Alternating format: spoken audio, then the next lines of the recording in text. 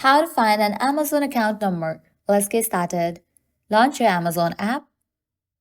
Well, Amazon offers three types of accounts: seller accounts, customer accounts, and Amazon Web Service accounts. Customer accounts are linked to email addresses, so they don't have specific account numbers. However, seller and AWS accounts do.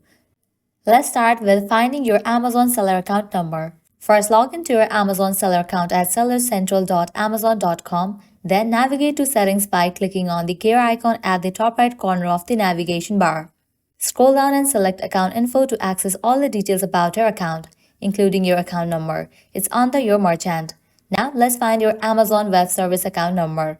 Head over to AWS Management Console at www.aws.amazon.com.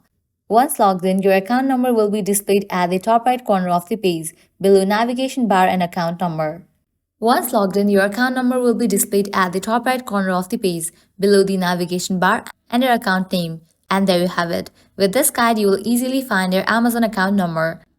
Well, that's a wrap for this video. I hope now you guys are clear about how to find your Amazon account number. At the end, if you guys find this video helpful, smash that like button, share and subscribe to our channel. Thanks for watching.